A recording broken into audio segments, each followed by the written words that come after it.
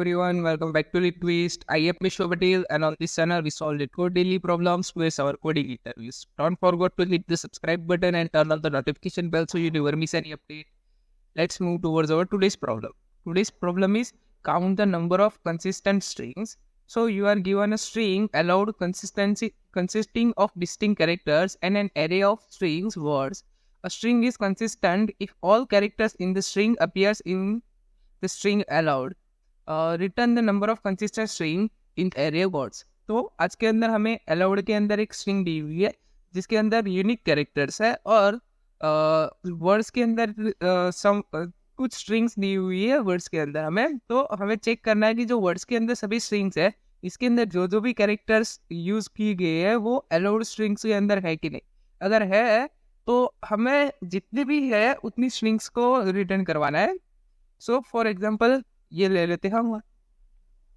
तो यहाँ पे आज का सॉल्यूशन अप्रोच में कैसे रहने का कि अलाउड है यहाँ पे हमारे पास ए बी, तो हम एक हैश मैप ले लेंगे जिसके अंदर ए की वैल्यू को 1 करेंगे. यहाँ पे ए आया तो उसकी वैल्यू का 1 यानी कि ट्रू करेंगे और बी की वैल्यू को भी 1 करेंगे यानी कि ट्रू करेंगे इसको. अब ये दोनों की वैल्यू को ट्रू हो गया तो अब क्या करेंगे कि जो वर्ड्स के अंदर स्ट्रिंग रहेगी उसको हम चेक करवाते रहेंगे ए डी बी डी, और यहाँ पे चेक करवाएंगे मैप के अंदर कि ए पोजीशन की वैल्यू है वो ट्रू है कि नहीं.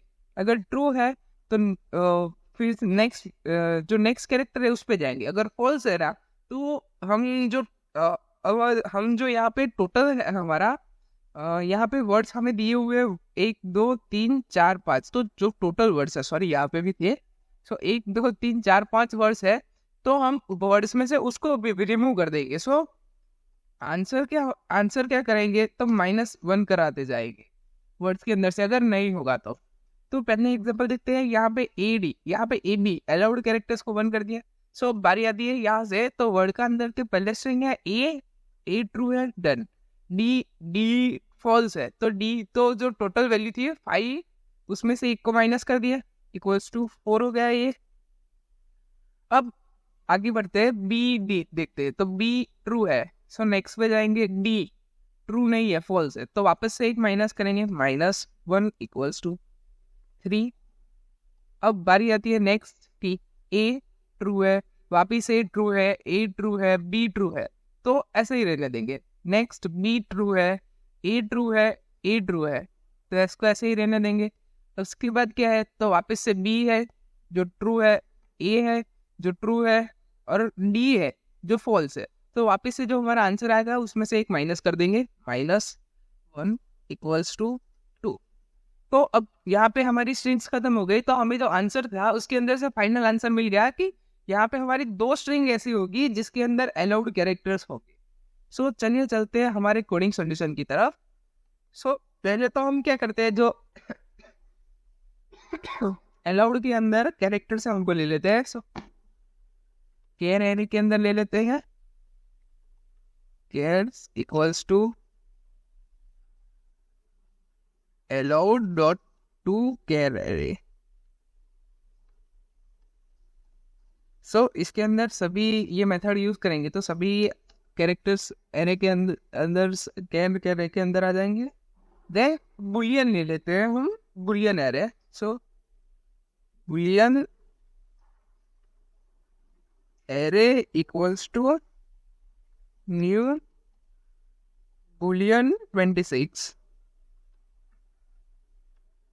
नाउ अब जो बारी आती है हमारी मेन जो कैरेक्टर अलाउड कैरेक्टर के अंदर थे उन सभी को मार्क करेंगे बुलियन के अंदर कि हाँ भाई वो अलाउड है ट्रू करेंगे. So for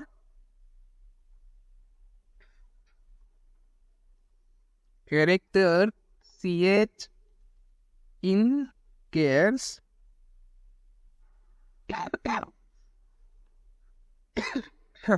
sorry care array इस ch की वैल्यू -a की वैल्यू ऐसे करके हमें इंडेक्स वैल्यू मिल जाएंगी. इक्वल्स टू क्या करेंगे तो ट्रू कर देंगे. अब यहाँ पे हमारे एरे के अलाउड कैरेक्टर सभी ट्रू हो गए. नाउ बारी आती है रिजल्ट कैलकुलेट करने की. सो इंट रिजल्ट इक्वल्स टू पहले तो स्टार्टिंग के अंदर रिजल्ट क्या रहेगा जितनी लेंथ रहेगी वो. सो वर्ड्स डॉट लेंथ, देन रहेगा फॉर। अब दूसरा एक दो फॉर लूप लगाना पड़ेगा यहाँ पे। दो फॉर लूप क्यों? क्योंकि एक फॉर लूप जो है हमारा ये वर्ड्स के एक एक पोजीशन को इटरेट करेगा, और दूसरा फॉर लूप अंदर स्ट्रिंग के एक एक कैरेक्टर को इटरेट करेगा। तो हमें दो फॉर लूप लगाना पड़ेगा। So outer for loop for iterating each position. So for string word from words की एक एक वर्ड ले लेंगे, और दूसरा कैरेक्टर के अंदर दूसरा फॉर लूप के अंदर कैरेक्टर ले लेंगे। For care ch in word dot to care array.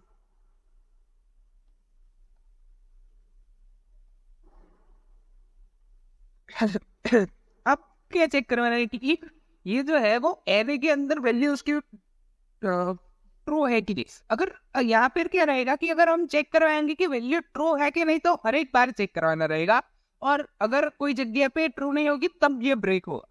But इससे अच्छा कि हम डायरेक्ट फॉल्स ही चेक करवा लें, कि अगर कोई फॉल्स ही वैल्यू आ गई तो डायरेक्ट वहां से हम फॉर लूप को ब्रेक करवा लेंगे, तो हमारी टाइम कॉम्प्लेक्सिटी भी कम होगी। सो ये एरे का जो एरे का कैरेक्टर आया ch माइनस ए करेंगे, तो वहां की जो वैल्यू है वो अगर फॉल्स रही, फॉल्स, तो रिजल्ट की वैल्यू उसको माइनस माइनस करेंगे और ये लूप ही ब्रेक कर देंगे। तो क्या है, कोई एक कैरेक्टर भी यहाँ पे, कोई एक कैरेक्टर का जैसे यहाँ पे था डी आया, फिर डी एक कैरेक्टर भी फॉल्स हुआ, तो हमें आगे चेक करवाने की जरूरत नहीं है। दैट्स व्हाई हमने यहाँ पे फॉल्स चेक किया हुआ है। सो यहाँ पे हम कंपेयर कर लेंगे हमारे फॉर लूप दोनों, और यहाँ से सभी फॉर लूप के अंदर एक एक स्ट्रिंग का कैरेक्टर चेक हो जाएगा कि वो अलाउड स्ट्रिंग के अंदर था, और जो एट द एंड जो हमारा एरे रहेगा वो रिजल्ट रिटर्न कर देंगे। रिटर्न रिजल्ट, सॉरी एरे नहीं, रिजल्ट। सो यहाँ पे हमारा कोडिंग सॉल्यूशन खत्म हुआ। फिर से एक बार देख लेते हैं क्या किया। तो हमने पहले हैश मैप के अंदर वैल्यूज बुलियन मैप लिया, और उसके अंदर सभी वैल्यूज को ट्रू करवा दिए। देन पहले इनिशियली हमने रिजल्ट को ऐसा मान लिया कि सभी के सभी है वो अलाउड है, मीन्स के जो कैरेक्टर्स है वो कंसिस्ट करते हैं सिर्फ अलाउड कैरेक्टर्स को। देन हमने चेक करवाया कि अगर कोई जो है वो अलाउड कैरेक्टर्स के अंदर नहीं है, अगर नहीं है तो एट दैट टाइम हम रिजल्ट की वैल्यू को माइनस माइनस किया और डायरेक्ट ब्रेक करवा दिया लोग। So let's run it.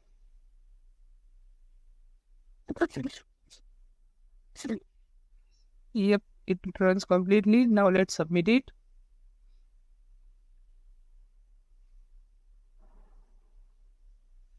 Yep, it completely submitted. It beats 96.90% in runtime and 92.85% memory.